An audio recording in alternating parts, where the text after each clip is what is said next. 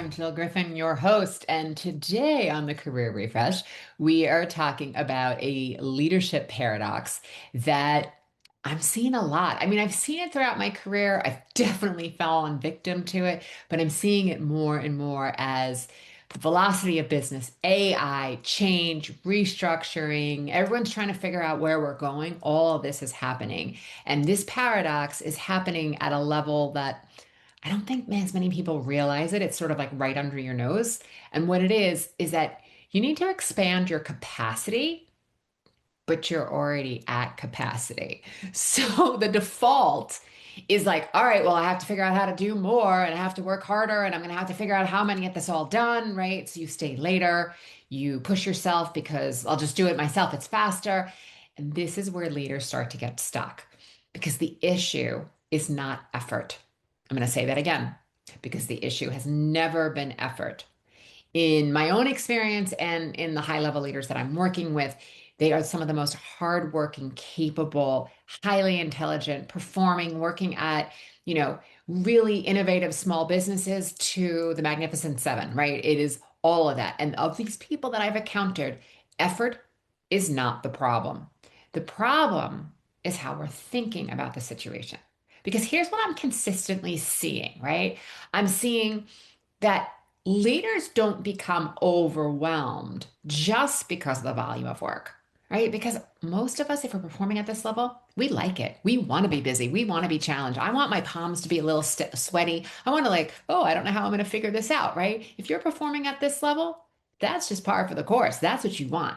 So we're not getting overwhelmed just because of the volume of work. Where we are becoming overwhelmed is because they think everything comes to them and they become the place where everything lands. You are the decision maker. You are the problem solver. You are like the butcher, the baker, the candlestick maker, right? No, but seriously, you're the person that when things start to fall through the cracks, we're going to call you, right? Up, Jill, you're up. We need you. We need you in here on this problem. You're the one who's probably rewriting or tweaking or up leveling the work because sometimes it's just faster to do that than explain it again. And there's truth to that, but that's also part of the paradox, right? So instead of coaching someone and asking them who, what, tell me more, how would you type questions, we then often just do it ourselves, right? And then we're not slowing down. We're not being like, hey, wait, what is the better question here? Because suddenly it feels like a luxury. Like that's a time that I don't have to teach them again. So at some point, at first, it's gradually, and then it happens all at once. Everything stops working, right? You're starting to feel this like strangulation in it. And your leadership style doing this starts to become a bottleneck. And while many people were like, oh, it's leader, she's covering things, she knows what's going on, it's actually where I joke and say it's a bottleneck with a good reputation, right? You've got the credibility, but you are the bottleneck. There is a fragility here. If you have to be the one to do it, if you have to be the one that if you're not there, the team isn't performing. I was talking with a client just this morning around how expert energy can work for you and against you. Listen, if you are my engineer on a project, I need you to be the expert and I need you to know everything that's going on and all the detail. But if I call you into the ELT and we're asking you some questions around when this is going to deliver and when you're getting the next piece over to product and has marketing stepped in and you're taking me through the drag of the weeds and now I'm in the undertow of all the level of detail, that expert energy has just killed the room because right now they need to make a business decision. They don't need you in the weeds. They need you thinking up a higher level to figure out how your role, if we're following through with the thread of engineering, how your role in engineering is impacting across the house. I often talk about how we need to be looking at things horizontally, not just vertically. How is what I'm doing in my department and my task, how is that going to affect sales and operations and finance and supply chain and product? How is it going to impact them? And that's the conversation. So if you're the one who has to do it all, you are a bottleneck with a good reputation. All right, so what's the way through? Well, we know that it's not necessarily about doing less, but it is about stepping back and it is about slowing down.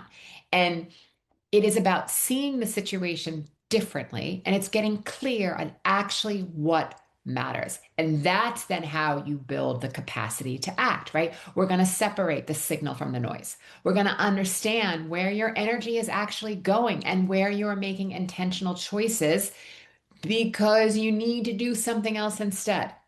It's building the conditions where the people around you are carrying their own thinking, right? Because everybody's got to start carrying their own backpack. You can't be the one where everyone has to come to you for the answers. You can lay the vision. But here's what I often say is we end up teaching people and it becomes a little bit of like learned helplessness because they're like, you know what, it's all right, Jill's got it. No, no, no.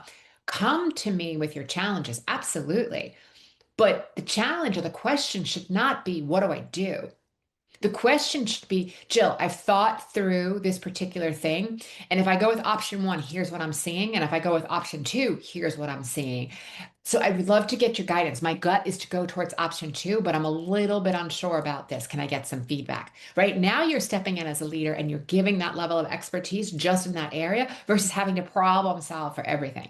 If you are not thinking through that problem first, don't put an appointment on my calendar. You better be thinking through that piece first because I've got to worry about my challenges and I can't carry your load too. And that's what I mean by carrying your own backpack. I'm not talking about not training people or up leveling them or nurturing them. Yes, that is a leader. The leadership is creating the capacity for others to do it. It's creating the capacity to care for those people, but it's training them and coaching them. And that's what I want you to start thinking about, right? It's making sure that they are owning their own capabilities and their own accountabilities. Because when you stop being the ceiling for them, then you can start being the catalyst. And that's where it starts to expand, right? It's not about more hours or more effort. It's about a different way of seeing and operating. And where I'm seeing that kind of shift happen, it doesn't then happen in isolation, right? This is where real challenges start shifting. We start asking different questions. I would also say, like, asking better or the right questions. This is where we start to change. So, this is also the work that I do with leaders, right? And this is where we're going deeper and thinking through what is this next level of leadership and who do I need to be as a leader? So that's what I'm going to lead you with this week, right? If this is landing for you, if that little hum in the background that something needs to shift is starting to get louder, that's the signal I want you to start paying attention to. Your next era of leadership is much closer than you think. All right, friends, you know, as always, I love to hear from you. So I want to know what you're working on, what you're leading, where your challenges are. Email me at hello@jillgriffincoaching.com. And I am also doing a cohort this spring of 6 to 8 women actually working on the next era of leadership. And as I say, guys, you know I love you fellas, but this is for the ladies only. All the details are on the show notes. They're also in my website. If this sounds like something you're interested in, get in there, fill out the application. Let's get to know each other a little bit and see if this is the right next step. It's a virtual room, but I would love to have you in the room.